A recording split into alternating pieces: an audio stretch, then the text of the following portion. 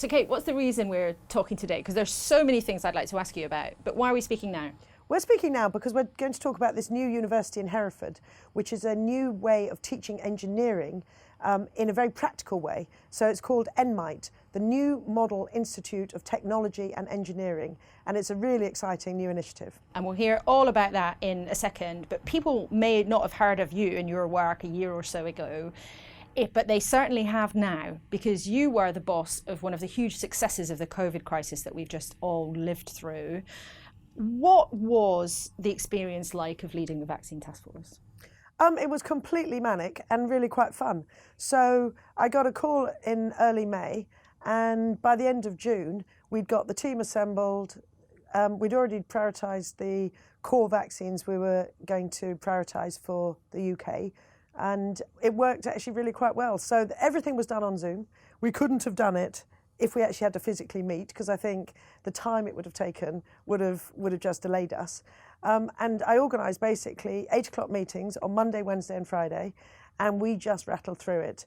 And with the team we had incredibly good network into the vaccine industry. So we're able to call people up directly to really explore what the different vaccine options were, as well as thinking about the manufacturing and scale up, as well as thinking about the clinical trials and regulation.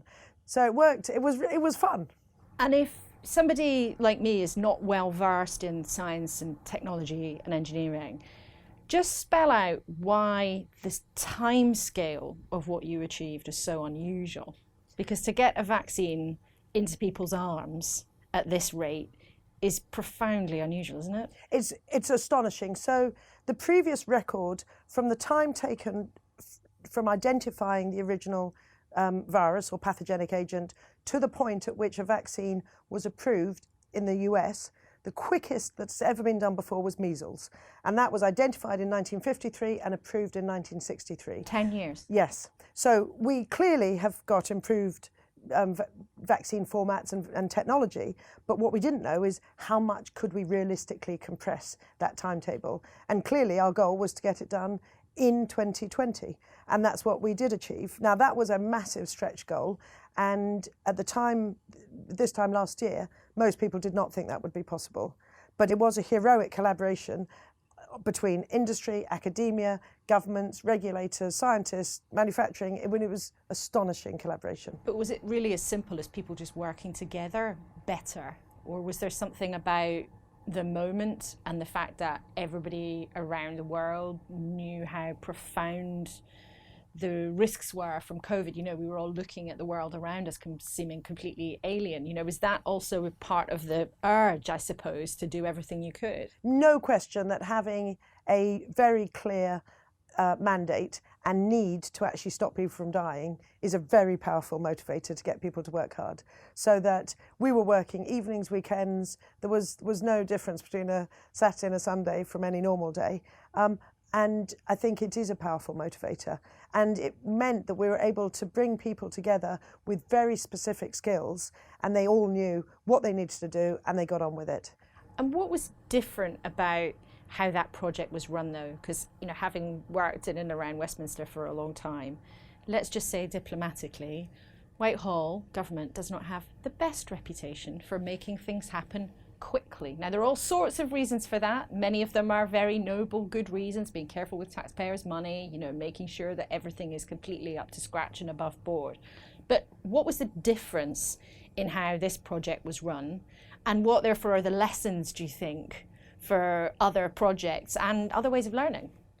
So I think one of the reasons we were successful was we had a mandate from the Prime Minister. So that gave us ultimate authority to act quickly, which was the instructions. So the instructions were, we want you to get vaccines for the UK as quickly as possible to stop people from dying and to restore economic growth. So this wasn't about finding the perfect vaccine, it was about getting vaccines quickly. So we had that very clear motivation to work quickly, and we had the authority to build a team that had the right expertise. Those were really helpful things, and we were working in an industry that already was a collaborative industry, so that the manufacturing companies had already got together early last year, before the vaccine task force was even conceived of, because they knew they were the ones who were going to have to scale up what was at that point an academic scale vaccine coming out of Oxford.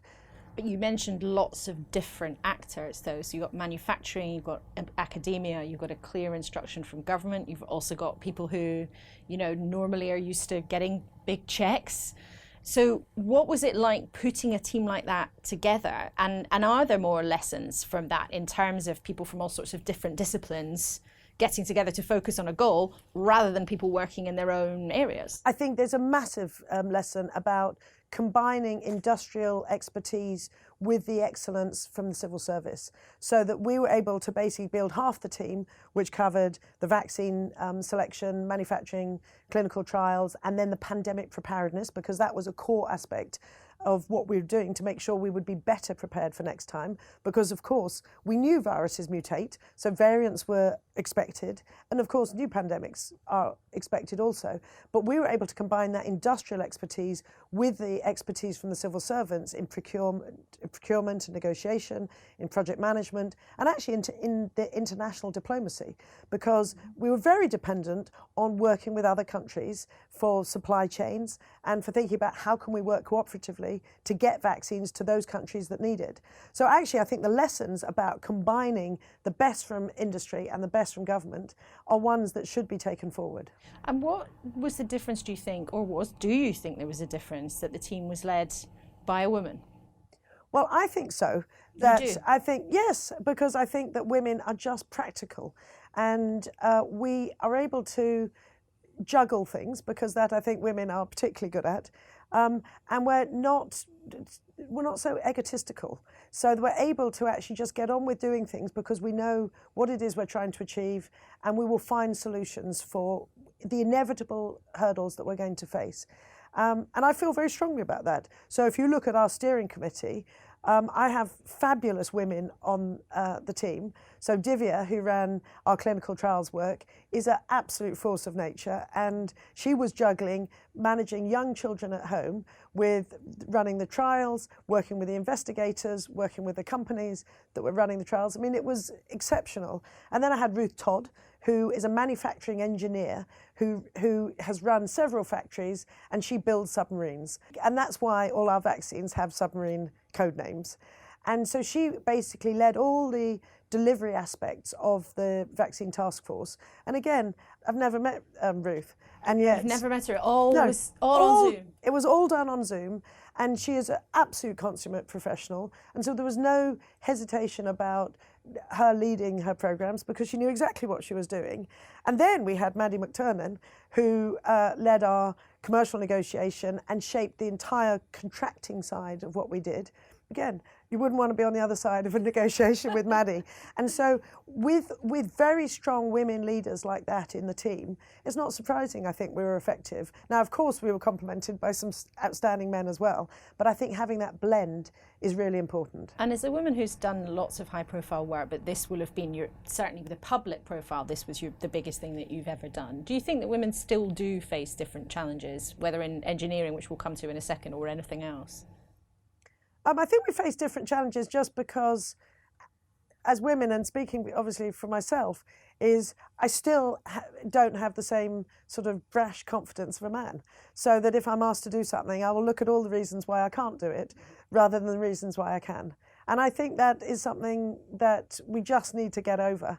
And it's obviously, I don't say that to my daughters and my people with whom I work. Of course I push them and say, of course you can do this and you need to get on with it. But I was quite struck with myself that I was still facing confidence questions about whether or not I could do it. And do you think that's one of the reasons then why there is such a shortage of women who want to go into science and technology and engineering in particular? Do you think it's still seen as a sort of male domain?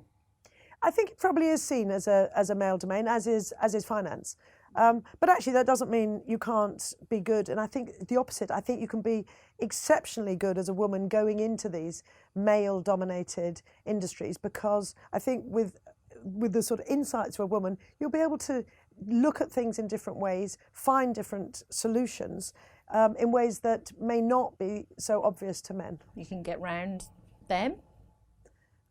I think you can persuade, which I think is different. So when I sit on company boards, I find the discussion and the decision-making in the boardroom, very different if you've got women in the board compared with those boards where you don't have women sitting around the board table. In what way does it feel different? Because it's a solution finding decision making process, as opposed to, well, I don't think you should be doing that. Rather to say, well, I may not think you should be doing that, but let's figure out a way that you can actually do what you want, but actually it delivers what we're trying to achieve. Less ego. I think that's true. Now tell me about NMITE then. How did this come about, and why do you think that engineering as a subject is actually, even in all the discussions about COVID, still quite sort of invisible? You know, people have talked a lot about a lot of the amazing work in the NHS. People have talked a lot about the amazing work of the scientists and your team putting together the vaccines. But of course, the nuts and bolts of all of this matter too. So the reason it came about is a completely innovative new way of thinking about how do you educate. And the bit that I think is so exciting is it's just got a very practical orientation of how do you teach. So instead of going to a lecture room and sitting in class, you know, twice a week for an hour and being taught electronic engineering, the way that NMITE is teaching is to have very small teams focused on practical problems where you actually learn the engineering of whether it's electronics or material science or dynamics as you're going along. And that, to me, when I think about how I learned as a biochemist, I learned much better when I was actually doing it, because it suddenly all made sense. All this, the dry science you were learning about in the textbook, being able to apply that makes a big difference. So I think this is a very interesting new way of teaching, because it's got the practical aspects, it's got small teams, and it works very closely with industry. So working with companies and local authorities to say, well, what are the key engineering challenges? Is it about flood defences? Is it about new medical devices or equipment that we need to deliver improved services? And how can you do that? And so again, as I think about my own career, I got really excited about biochemistry when I was thinking about how can you actually translate the knowledge you have, for example, about genetic mutations into thinking about how do you develop drugs for patients. So suddenly you could see the practical application of what you were studying in the textbooks to actually it changing somebody's life. And what would you say to someone who might say, well, yes, that's all very well, but there's time for that, and it's very important that engineers or any other scientist or professional spends the years going through the books, learning the theory first, and that it's still a sort of vital grounding that everybody really needs? I just don't think that is the modern day or modern way of doing things. So if you actually talk to the big engineering companies who are recruiting the engineers, they want engineers who are rounded, not very disciplined, you know, very narrow focused individuals who are maybe fantastic in a certain area, but actually can't write sentences to describe what it is they're doing or explain it, or actually they may not have those practical skills. So I think one of the other aspects of NMITE, which is so interesting, is this sort of interdisciplinary area where it's not just a single engineering discipline you're going to be taught, but you need to be comfortable across the whole range of different aspects of engineering, as well as material science, as well as communication and economics and business, and how can you actually apply your specific skills in something that is relevant. Is it realistic though to expect young people, or maybe not young people going to go and get this qualification, to be able to become a sort of 360-degree person though, who can sort of be an all-round expert? You know, some people might suggest you could be, if you end up being jack of all trades, you're sort of master of none. I don't agree with that. My job as a venture capitalist is a jack of all trades. So I will spread my time across all my different companies, which might be to do with hearing loss one day, or cancer, or inflammatory disease, or blindness, so that I will have enough of a knowledge about a whole bunch of different areas without being an expert. Because actually when you need the experts, you can pull in the experts to help you dig into those different areas. And I think engineering is similar. And we've too long focused on deep specializations rather than that, again, that practical aspect of being comfortable across the different disciplines so that you can actually make a broader contribution. And I think especially in today's society where we've got so much interest and demand to actually improve our sustainability, the way we live, think about climate change and find solutions for carbon capture. Those are the sorts of things that I think today's youth really care about and want to make a difference. So it's practical solutions that you're training people to look for, really. That is the driver. Exactly. And if you look back in the early days of COVID, look at the number of school children that were printing PPE equipment in their own bedrooms using 3D printers. I mean, that's the sort of thing we're seeing. So we're seeing a big urge to be able to do something meaningful, and this generation is exactly the group that will be changing the world. So they're already little engineers. I hope so, but the NMITE is there to give them the skills to actually be able to make an impact. So what qualifications are you going to offer? Because they're not going to be the same as you'd expect. You know, we're talking here in central London. Of course, you've got sort of, you know, Imperial and UCL and all these grand old august academic institutes not too far from where we're talking, who would be offering something very traditional and expert, no doubt. What qualifications will be offered there, and why are they different? So they'll be offering a master's in engineering, so an MEng, but they'll be doing it offering that in 3 years as opposed to 4 because of this intense practical-based learning.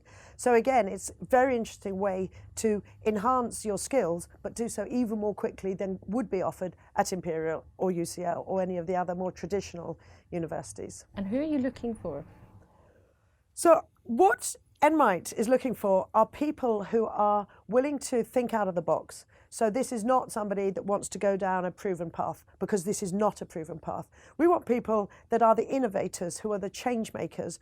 And most of all, personally, I would like to see more women, because engineering is a very male-dominated profession, and we do need women covering all aspects of society in leadership positions, but especially in engineering. Why do you think that is the case? I mean, why did you get into science and technology? You're not an engineer, but a biochemist. Why did science pull you in? Whereas still, as you say, women are very underrepresented in that kind of area. So I was excited because, again, of the practical applications of turning. In my days, it was early days of genetic engineering, and thinking about how can you use that knowledge to develop new drugs for patients. And you know, now we are talking about diseases that are actually cured because we actually understand the biological mechanisms of those diseases. And engineering has a much less visible face. So when we think about disease, you think about clinicians and patients and people in white coats. Exactly. Whereas in engineers, they're always behind the scenes. You don't see them, but actually you couldn't make the drugs if you didn't have engineers. We need to manufacture them. We've got to bottle them, put them in vials. We've got to do all the experimental work to actually validate them. All of that needs engineers. And yet engineers are not shouting from the rooftop saying, look at what we're doing. And this is, again, I think part of the reason that NMITE plays such an important role here is it's trying to build communicators as well as people with those engineering skills.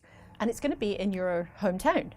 Why is that a good place to put it? I mean, Herefordshire is a beautiful part of the country, no question. Some people might say, well, it's a bit out of the way if you're wanting to sort of have a big profile and be a big part of what's going on in a broader picture. But why there? Well, I think for anybody who's been and spent time in Herefordshire, you would know that it's absolutely spectacular. So I think it's for people who want to be city dwellers, don't come to Hereford. If you're interested to work with local industries and work in a place which absolutely embraces innovation and these practical aspects, I think Herefordshire is fantastic. And then in the weekends, you can go walking, biking, swimming, doing everything, and just in glorious countryside. Are there practical applications that have already come about from having this focus in the town? That's a great question. So in 2019, NMITE brought together a design cohort of young people, again, who were motivated to do something differently. And they helped work on projects to help ensure that this practical-based learning would actually work. And in those cases, that design cohort already started finding solutions to problems which were important locally. And so one example was in flood defences. So Herefordshire, being close to the Wye and River Wye, exactly, is subject to flooding. And one of their applications was to work with a restaurant cafe to say, could they get early warning for when these flash floods might emerge so that they could plan accordingly. And lo and behold, after working with a very clear, practical, local problem, they came up with a great early warning signal, and that worked. And they found a solution. They did. That's really interesting. And do you hope that they'll see more of that? I mean, there's something different about students learning in a sort of rarefied environment to students then learning somewhere where they can see practical differences that they can make in their community. Exactly. And there's lots of innovative businesses in Herefordshire. And again, I think by having this very strong, again, practical-based teaching in NMITE will attract more businesses to come to Herefordshire, and then that will become a nice symbiotic set of relationships. So tell us a bit more about then who will actually be doing the teaching at the Institute, and why that might not exactly be the same to the kind of traditional teaching that we see.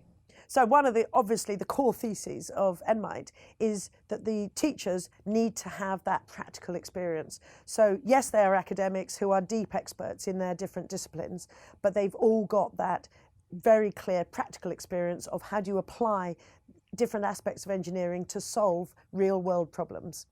And importantly, NMITE is run by a woman, and who again brings that deep experience of engineering academia, but the practical expertise of applying these new ideas to developing new products and services. And what parallels do you personally draw between how you approached the Vaccine Task Force, which was a success, and then the thinking behind this institute, which was well underway before COVID? I mean, this hasn't just come about because of the experiences you learned, but what parallels, can you draw parallels between the two?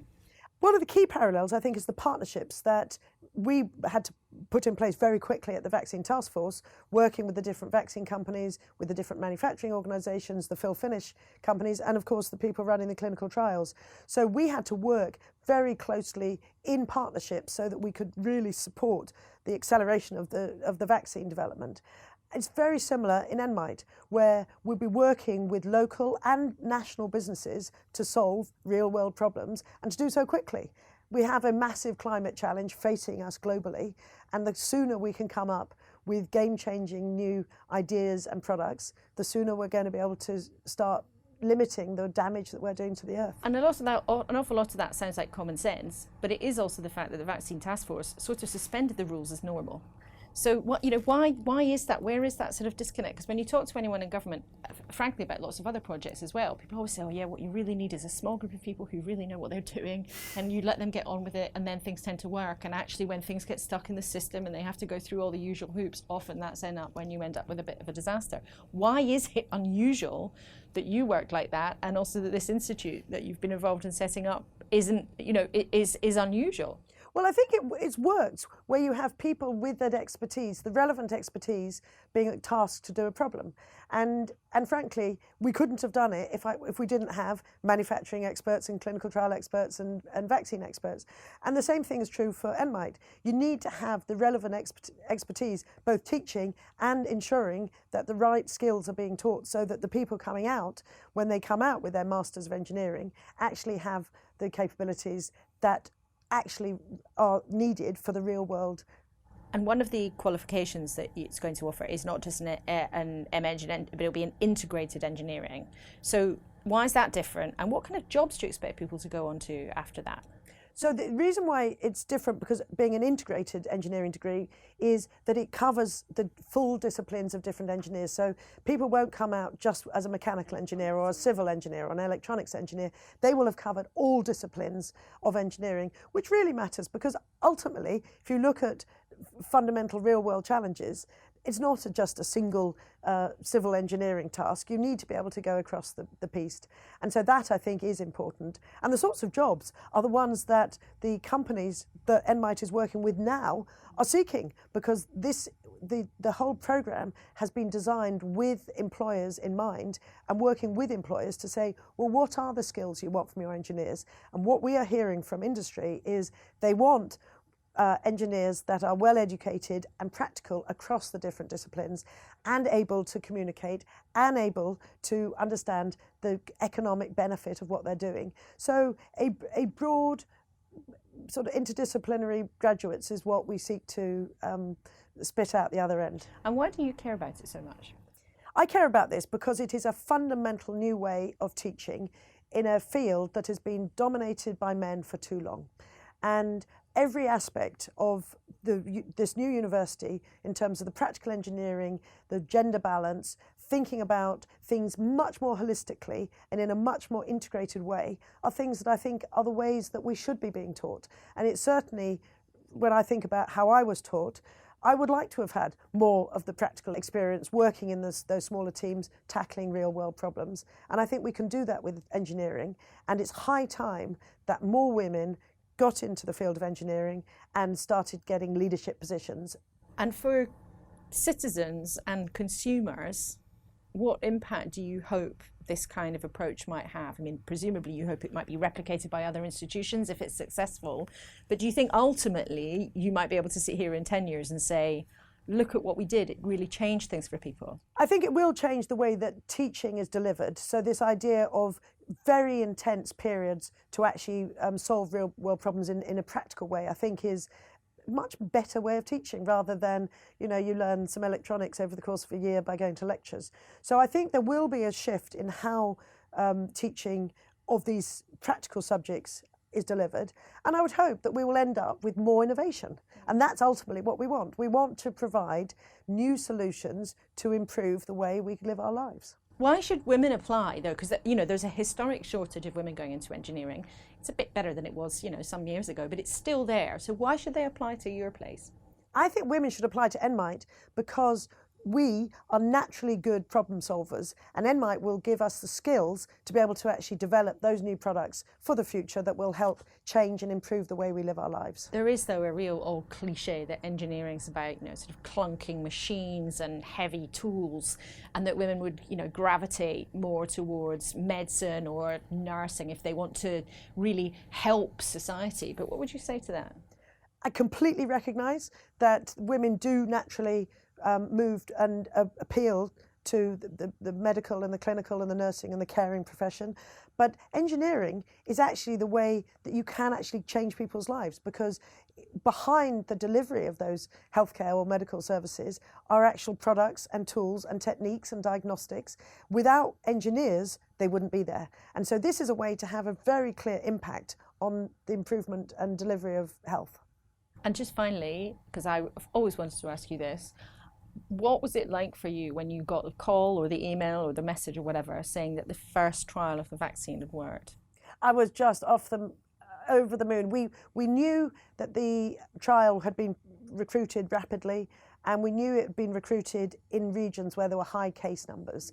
But to see the level of efficacy was something beyond our wildest dreams. And that was the bit that we were so excited about. So did I, in my heart of heart, think by the time we were getting to sort of November, late October last year, that we had a good shot of having a vaccine that would work? Yes, I did. But did I think it would come in at the 94% efficacy? No, I didn't. So it was fantastically good. Can you think of a better tribute to science and technology? No, I can't actually. Not science, technology and collaboration. I mean, I think the collaboration is really important here. Okay, Bingham, thank you so much. It's been fascinating.